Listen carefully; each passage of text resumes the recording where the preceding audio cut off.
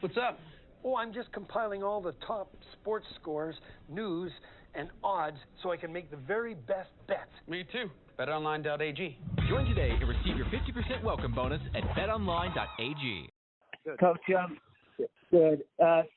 Two quick part question. Number one, what after looking at the film, without revealing too much, what did you see? And then the other thing, those bursts that they've been having, is there anything to do to counter those that, from coaching standpoint, sprinting back? Thank you. I would say that eerily similar to Game 3. I thought we played maybe our best game since Game 1 through the first 34 minutes. In fact, I thought we generated great looks. We were really locked in, really engaged, doing the right things defensively, and then when they went on their 10-0 run, I thought we changed. Obviously, we made a small run after that, but as far as negating those runs, that's why you just play possession to possession, and you can't get too high or too low. I do think that once they went on those runs, we tried to hit home runs instead of just kind of staying the course and hit singles and get back in the game. When we did that, we cut it to 5 or we cut it, back to single digits. But, ultimately it's about trying to avoid those. But it basically happened the same time as Game 3, right around the 3-minute mark. Their bench played a large role in it, and we weren't able to, to overcome it. Hey, Brad, Mike Petralia. John Corrales, Mass Live. Oh, go ahead, Mike. Oh, thank you, John. Brad, Marcus Morris said after the game that the offense is dictating the defense, and you miss shots. You hang your head coming down the court, and it kind of affects the way you play defense on the other side. 4 games into this series, and in the playoffs for that matter, how do you go about correcting that going into Game 5? Well, I think that's a mindset thing that goes both ways. So I think, what we saw last night was we missed a lot of shots in that first 34 minutes, but we were pretty consistent about getting back and playing good defense. And, in fact, I was really happy for the most part, with the exception of maybe the start of the third. I thought we really tried to guard in a really good way. And then I thought when they went on their run, it actually affected our offense. We took some hurried shots, and then that snowballed on us. So my biggest concern defensively, was my biggest concern coming into the series, and that is protecting the paint, because in the last 2 games they've destroyed us at the rim. And certainly they've made shots at different times throughout the series. I thought they missed a few open ones yesterday, but we were flying out to contest. But, right now, Game 2 they hit 23s, and they've shot a decent percentage since, but they've destroyed us at the rim in Games 3 and 4. Thank you, Brad. John Corrales, Mass Live. Last night, Kyrie said that Milwaukee's beating you with the same 3 plays that they run over and over again. Is that really the same 3 plays? And if it is, what can you do to stop those plays? They run.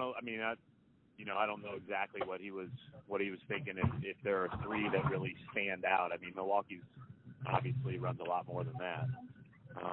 But I do think that the Giannis high pick has given everybody problems all year, similar to the LeBron picks. And I thought at times we guarded that really well, and I thought at times we didn't. I thought we either took the easy way out, or we didn't really jam the paint. But they do a good job. They go into their secondary stuff. Their secondary stuff is extremely well spaced, extremely well thought out. They have a lot of different counters and options out of that. They don't have that out of a couple of actions. They've got their options to go high pick out of a couple of actions. They've got some post-ups. And they're really good at finding matchups and exploiting those. So I would say that, to me, it's a lot deeper than that.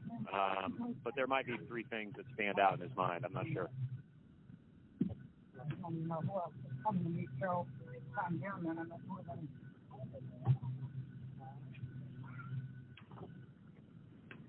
Next question.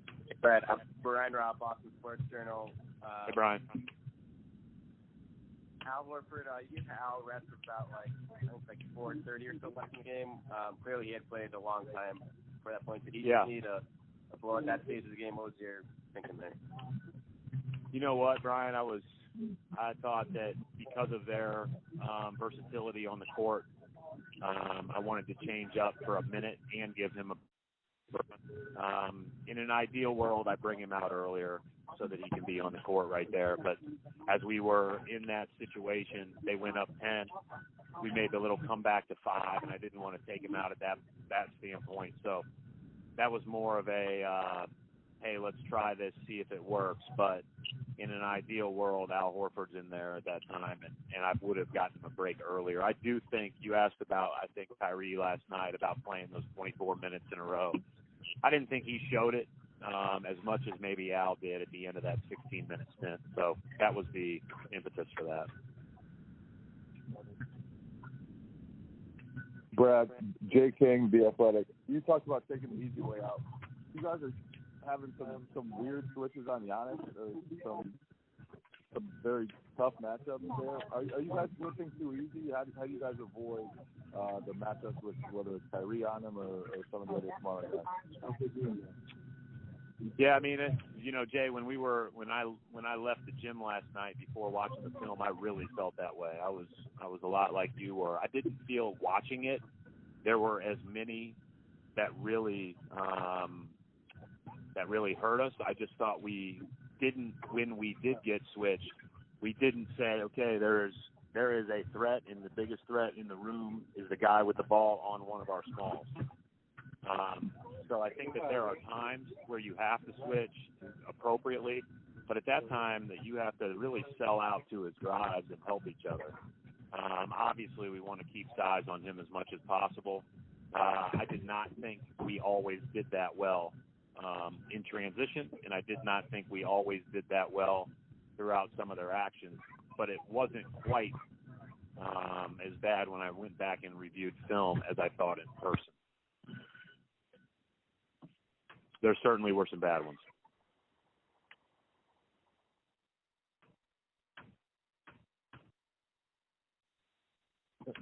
Coach Bob Schron again. At this point in the series, Game 5, is it as much about going out and competing as about adjustments? I don't think there's any doubt about that. I mean, I think that the way that Milwaukee has played possession to possession, every minute of the game, every possession of the game, has been the difference.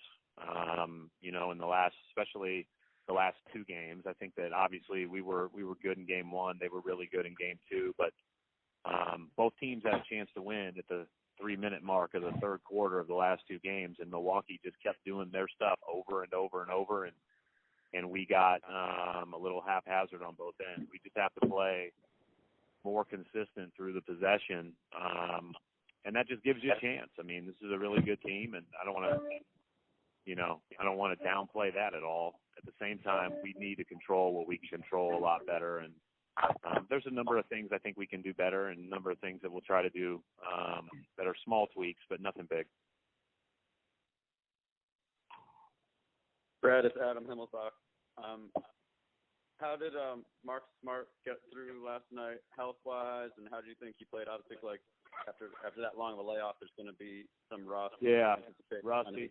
Yeah, I thought just from when you haven't played full speed 5-on-5, especially when you're coming back for a playoff game, I think that's difficult.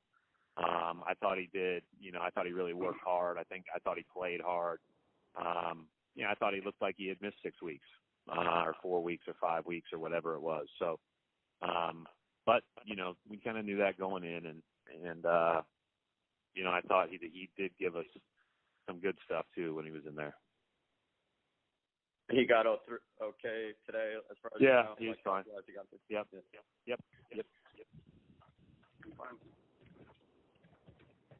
Hey, Brad, Brian Robb again. I see another tough game for Gordon and Terry, which from a team standpoint. How are the Bucks like slowing those guys down? How can you guys try to get those teams going a little more, given how big the role they've played for you all year?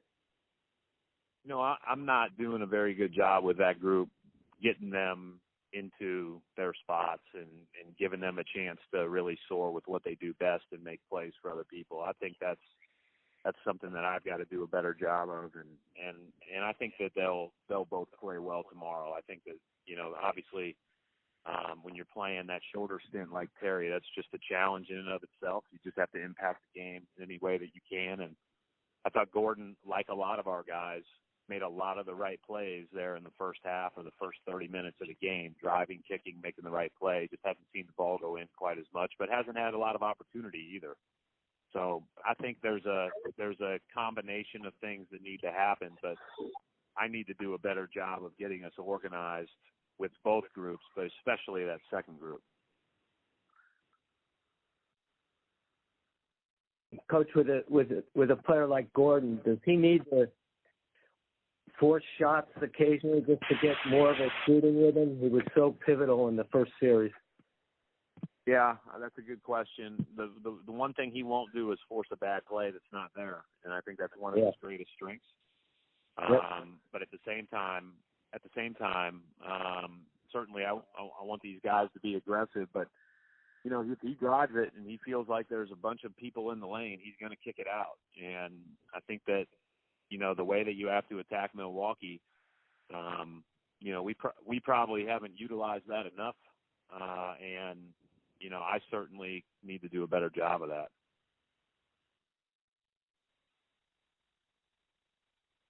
Thank you.